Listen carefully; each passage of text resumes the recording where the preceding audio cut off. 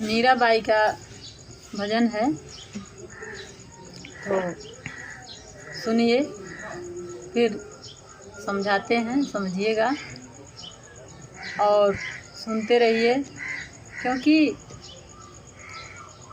इस समाज में औरतों का बड़ा शोषण हो रहा है और इस नाते मैं समझ पा रही हूँ कि मैं भी एक स्त्री हूँ, स्त्री ही हूँ, इसलिए समझ पा रही हूँ, देख पा रही हूँ और आप तक पहुँचाने की कोशिश कर रही हूँ कि आप अपने जीवन में सुधार लाएं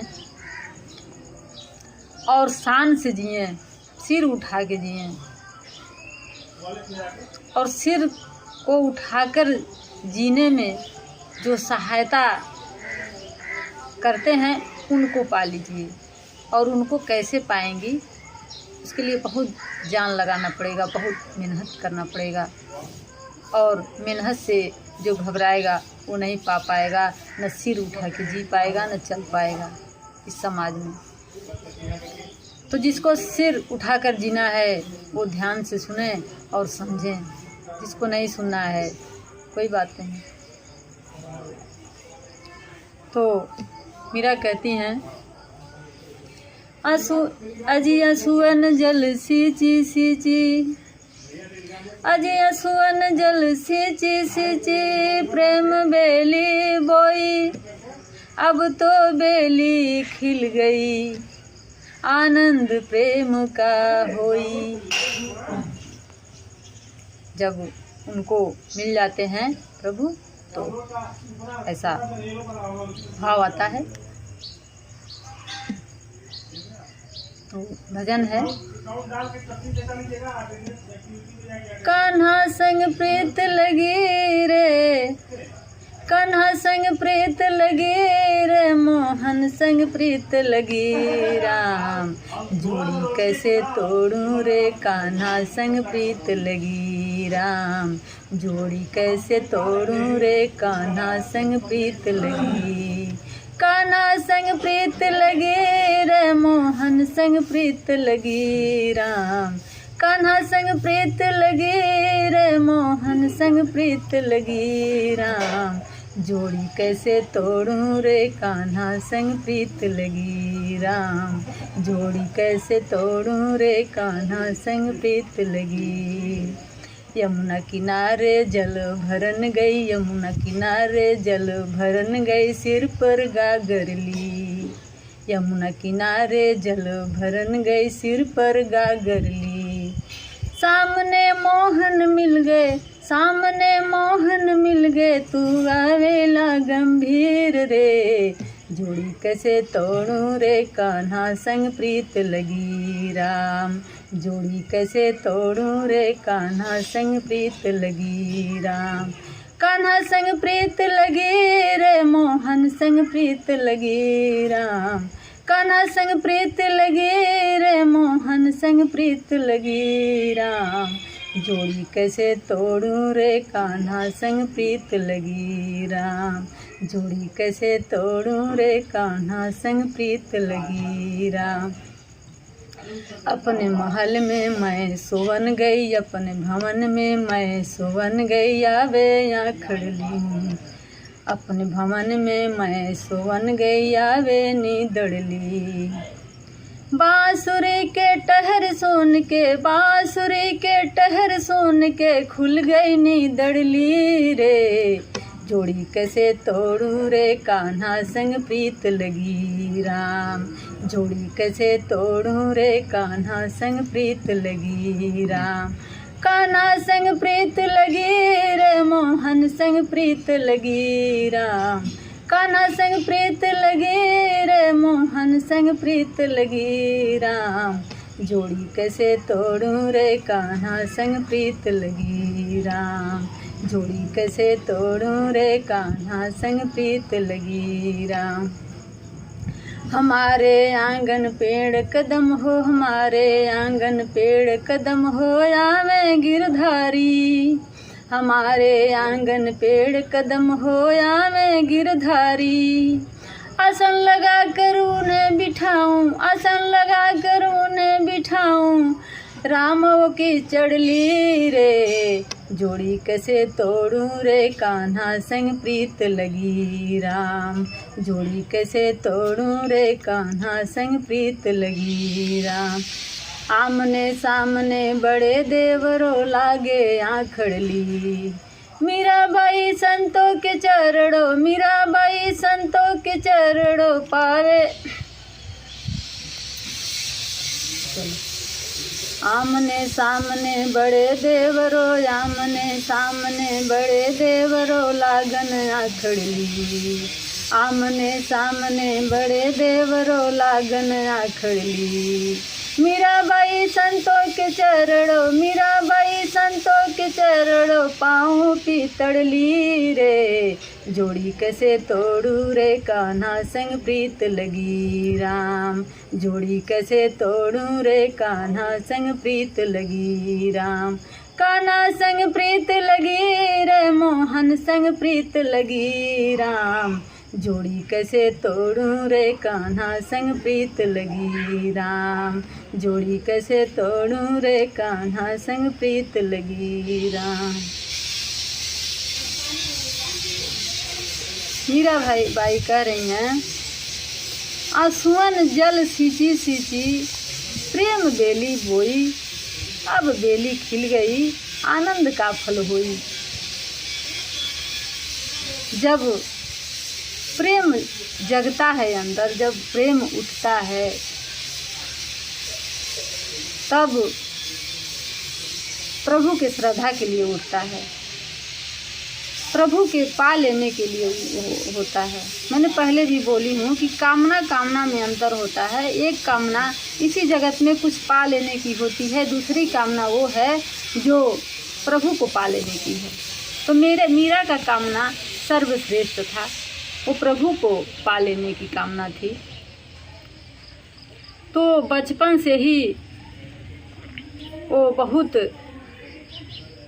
श्रद्धा था उनको, बहुत पूजा पाठ में बहुत लीन थी। तो बचपन में अभी 4-5 साल की थी, तभी एक उनके मोहल्ले में पड़ोसी में शादी था। तो उन्होंने शादी का माहौल देखा, तो फिर अपने माँ से कहती हैं कि माँ मेरा पति कौन है, मेरा पति कौन है। उनकी माँ कहती हैं कि उसके पहले इन्होंने एक कृष्ण जी का मूर्ति था, वो हमेशा अपने साथ में लिए घूमती थी। कहती थी कि उठते बैठते खाते पीते सोते जागते हर वक्त लिए रहती थी मूर्ति। तो उन्होंने मजाक मजाक में कह दिया था कि जो तुम ली हो अपने हाथ में, अपने साथ में लिए रहती हो, वही तुम्हारे पति हैं। उन्होंने तो मजाक करा था, पर और उन्होंने इस बात को गंभीरता से ले लिया। उनकी माँ तो मजाक में बोला था, लेकिन उन्होंने इस बात को गंभीरता से ले लिया और उनको अपना पति बना लिया। और साधना पूजा पाठ सब करती थी बचपन से ही। तो अगर ऐसा हमारा मन हो जाए तो हम बहुत सारे कीचड़ से बच जाते हैं, क्योंकि इस समाज में कीचड़ के अलावा और कुछ भी नहीं है। तो बिना दाग धब्बे के, बिना कीचड़ के लथपथ हुए बिना ही, जैसे चंद्रमा है बिना दाग धब्बे का, वैसे ही हम बिना कीचड़ में लिपटे इस पार से उस पार जा सकते हैं, अगर कामना प्रभु को पाने का हो तब। और उसी में ही भलाई है, वही एक जीवन है जिसमें सर उठाकर जिया जा सकता है। बाकी इस संसार में तो औरतों का बड़ा ही शोषण हो रहा है। क्यों हो रहा है? अज्ञान के कारण हो रहा है। अज्ञान इसलिए बोलना पड़ रहा है कि अगर आप जंगल में भी जाओ, कहीं पर भी जाओ, अगर कोई भी पशु है उसको आप मारना चाहते हो, तब पकड़ोगे तो वो अपने सुरक्षा के लिए भागेंगे, अपनी जान बचाकर भागेंगे। पर मनुष्यों के ताकत के आगे उन सबों का जान का क्या महत्व है, उन सबों का ताकत का क्या महत्व है। फिर भी वो अपनी जितनी ताकत होती है उतना जान लगा कर भागते हैं। पर इस समाज में क्या है कि महिलाएं खुद अपना शोषण करवाने के लिए मौजूद रहती हैं। क्यों मौजूद रहती हैं? अज्ञान के कारण। उन्हें नहीं पता है कि उनका शोषण हो रहा है। अगर हम बीमार हैं, अगर हमें पता चल जाए कि हम बीमार हैं, तो हम डॉक्टर के पास जाएंगे और बताएंगे कि हमें ये बीमारी लग गई है, तो डॉक्टर इलाज कर सकता है, इलाज हो सकता है। लेकिन अगर हमें पता ही नहीं है कि हम बीमार हैं, तो फिर कौन इलाज करेगा हमारा? कौन इलाज कर सकता है? अगर मरीज बेड पर नहीं लेटे तो कौन सा डॉक्टर उसका इलाज करेगा? तो हम ऐसा मरीज हैं कि हमें अपने बीमारी के बारे में कुछ पता ही नहीं है, इसलिए शोषण हो रहा है। तो मीराबाई देखिए कितनी सौभाग्यशाली हैं कि उनको परम पति परमेश्वर मिल गए हैं। और कैसी कैसी गाना रची हैं, कैसी कैसी सब गाना तो लोग बनाते हैं, तो उसमें तराशना पड़ता है, उसको सुधारना पड़ता है। लेकिन हमारी मीराबाई ने जिस तरह से लिख दिया था, गा दिया था, उसको तराशना भी नहीं पड़ा, उसको सुधारना भी नहीं पड़ा। जैसे बोल दी हैं वैसे है। तो उनको क्या प्यारे मिल गए, वही असली प्यारे हैं। इस मन को शांत, ये जो हमारे भीतर अहम है, चाहे मन है, यही तो तड़पता है ना। अगर धन दौलत में, रुपया पैसा से ही ये संतुष्ट हो जाता, तो गौतम बुद्ध और महावीर राजा के बेटे थे, वो कभी घर छोड़कर जंगल नहीं जाते। पर ये धन से या किसी भी चीज़ से संतुष्ट होने वाला नहीं है। ये सिर्फ उन्हीं से संतुष्ट हो सकता है। और ये हमारा यही धर्म है, अब परम कर्तव्य है हमारा। कहते हैं कि परम सिद्ध अधिकार है उनको पा लेने का। ये हमारा अधिकार है, हमारा कर्तव्य है, और यही धर्म है, और कोई दूसरा धर्म नहीं है। जैसे हमको एक पानी सबकी प्यास बुझाती है, एक धरती सबको बराबर है, एक आकाश सबके लिए समान है, वैसे एक परमात्मा सबका पति है। इसमें ये कोई न कहे कि मैं तो पुरुष हूँ तो मेरे लिए वो नहीं है, सबके लिए वो है। क्योंकि जो मन भीतर है वो उसको स्त्री कहा गया है, उनको परम पिता परमेश्वर कहा गया है, और वही जा कर के शांति मिलता है, और कहीं जगत में शांति नहीं मिलता है। अगर शांति मिलता तो कोई तड़प तड़प के मरता नहीं, कोई अपने मरने से दुखी नहीं होता। क्योंकि जो उसको पा लेता है वो जिस दिन पाता है उसी दिन मर जाता है, बस शरीर चलता फिरता है। इसीलिए तो साहब जी कहते हैं कि ये चलता फिरता लाश है, इसको मृतक कहा है। इसीलिए क्योंकि बेचैन मन है, बेचैन मन को शांति मिल जाता है तो ये खोल मात्र रह जाता है, साधन मात्र रह जाता है।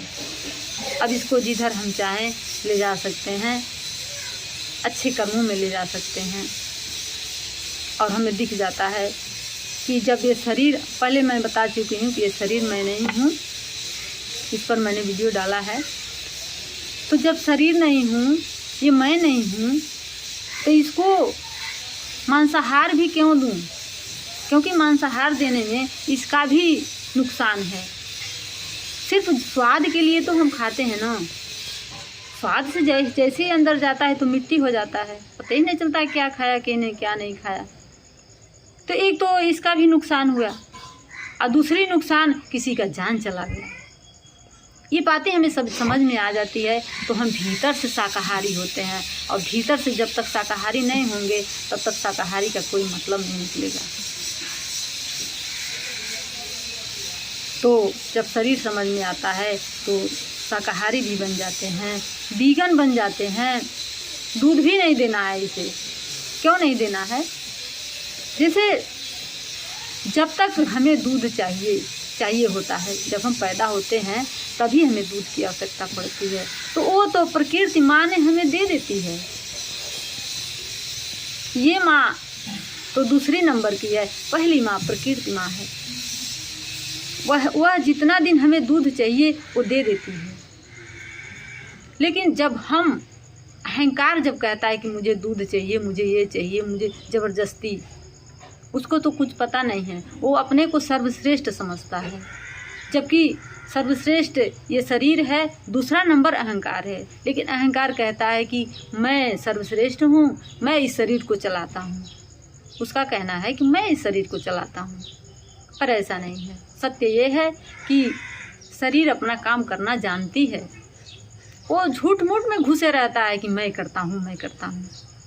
क्योंकि अगर हमें प्यास लगी है तो बुद्धि सोचती है, दिमाग सोचता है, पैर चल कर जाता है, हाथ उठाती है और फिर पी लेती है। शरीर अपना काम कर रही है, प्रकृति अपना काम कर, शरीर माने प्रकृति, ये अपना काम करना जानती है। पर अहम जबरदस्ती घुसा हुआ है, कह रहा है कि मैं कर रहा हूँ। इसको जितना जल्दी जो भी व्यक्ति मान लेगा कि जो बोल रहा है मैं नहीं हूँ, ये पड़ोसी है, ये कोई और है, मतलब दूसरा है, मैं नहीं हूँ, तो उसका रास्ता खुल जाएगा खुद को पाने का, खुद को समझने का, जानने का। तो मीरा बाई कह रही हैं कि पनिया जमुना किनारे जल भरन गई, सिर पर गागर ली, सामने कान्हा मिल गए, लागी लाग गंभीर रे, मोहन संग प्रीत लगी, कान्हा संग प्रीत लगी। गंभीर मतलब कोई भी काम जब हम करने जाते हैं, जिसको ज्ञान मिल जाता है, कोई भी काम करने जाते हैं तो उनका ध्यान निरंतर रहता है दिमाग में। वो निरंतर याद दिलाते रहते हैं कि तुम कौन हो और क्या कर रहे हो। जब इतना याद रहेगा कि हम कौन हैं और क्या कर रहे हैं तो कभी गलत काम नहीं करेंगे।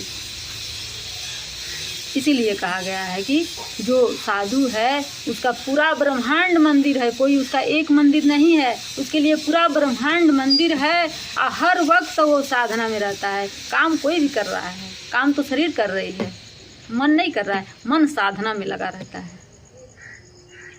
तो इसीलिए उसका न कोई मंदिर होता है, न कोई धर्म होता है, उसका एक ही धर्म है, सत्य मार्ग पर चलना, और पूरा ब्रह्मांड उसका मंदिर है। अप्रतिपल वो साधना में है। कोई उसका टाइम नहीं है कि इस समय है और इस समय नहीं है। अहंकार का तो टाइम होता है कि 8 बजे पूजा पर जाना है और इतने बजे ये करना है, उतने बजे वो करना है। यहाँ पे नहीं, यहाँ पे हर वक्त बस। तो यही कह रही हैं मीरा। फिर कह रही हैं कि मैं अपने महल में मैं सोन गई, लागे नींदड़ भी, अब बांसुरी के टहर सुन के मेरी खुल गई नींदड़ भी। मतलब निरंतर ध्यान बना ही रहता है, सोते जागते। यहाँ पे लोग कहते हैं, विज्ञान कहता है कि 8 घंटे का नींद होना चाहिए तभी शरीर स्वस्थ रहेगा। पर मीरा कहती हैं कि मेरी खुल गई नींदड़ भी, बांसुरी के टहर सुन के। जब भी ध्यान में आ जाता है तो नींद खुल जाती है, हो गई नींद, पूरी हो गई। 1 घंटा सोया, 2 घंटा सोया, पर्याप्त है, मेरी खुल गई नींदड़ भी। फिर कह रही हैं कि हमारे आंगनों पेड़ कदम की आवे गिरधारी, हमारे आंगन पेड़ कदम की आवे गिरधारी, आसन लगाकर उन्हें बिठाऊं, ओ राम कीचड़ ली, कान्हा संग प्रीत लगी रे मोहन संग प्रीत लगी। कीचड़ हमारे दिमाग में आता रहता है, जैसे प्रकृति कचरा फैलाती रहती है, आता रहता है। जब प्रभु का ध्यान आता है तो ऑटोमेटिक सफाई हो जाता है। जो आया रहता है वो ओस की बूंद की तरह होता है, खत्म हो जाता है। तो निरंतर उनका ध्यान होना चाहिए, ऐसा मीरा कह रही है। आगे कह रही हैं कि आमने सामने बड़े देवरों लागे आंखड़ली। उनके पति जब गुजर गए तो उनके देवर ही थे, तो उनकी कहानी में उनके साथ ऐसा जीवनी में हुआ है, कहानी कहती है। तो देवर ही उनका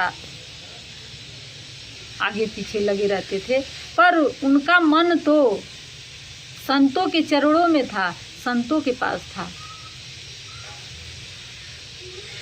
उनका मीराबाई का संतों के चरणों में पाँव पीतड़ली, वही शांति है, वही मेरा घर है, वही सब कुछ है। ये ईंट पत्थर का घर तो बस शरीर के लिए है, मेरा घर तो मिल गया है, मैं वहीं रहती हूँ, मुझे कोई लेना देना नहीं। तो मीरा का यही कहना है, संकेत दे रही हैं कि यही सुख है और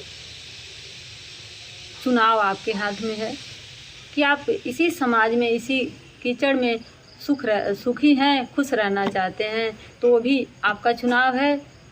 अगर सिर उठाकर जीना चाहते हैं तो भी आपका चुनाव है। चुनाव तो अपने ही हाथ में होता है। कहते हैं कि कुछ किए बिना ही जय जयकार नहीं होता, कोशिश करने वालों की हार नहीं होता। तो अगर चुनाव करेंगे, कोशिश करेंगे तो कुछ भी हो सकता है। नहीं चुनेंगे, जहाँ जन्म ले लिए हैं, जहाँ पड़े हैं, वहीं पड़े पड़े भी समय चला जाएगा। समय थोड़ी न रुकेगा, समय तो निरंतर चलता रहता है। तो ये चुनाव अपने हाथ में होता है। ये जिगर वाला ही चुन सकता है, सबकी बस की बात नहीं है। फर्क नहीं पड़ता है कि बच्चा है, जवान है, बूढ़ा है, स्त्री है, पुरुष है, इससे कोई लेना देना नहीं है। हिम्मत होना चाहिए, जिगर होना चाहिए। जिगर से त्याग पा तन को उठा लो, छुड़ा लो जिसका दिल चाहे। जिसका जिगर होगा वही अहंकार को छुड़ा पाता है। सबकी बस की बात नहीं है। अगर सबकी बस की बात होती तो गिने चुने लोग नहीं होते, बहुत सारे लोग होते। लेकिन हाँ, संभावना है तो चुनिए जो आपका इच्छा हो और आगे बढ़िए। प्रभु कहते हैं आगे बढ़िए, मैं पल पल आपके साथ हूँ, तो आपके भी साथ होंगे।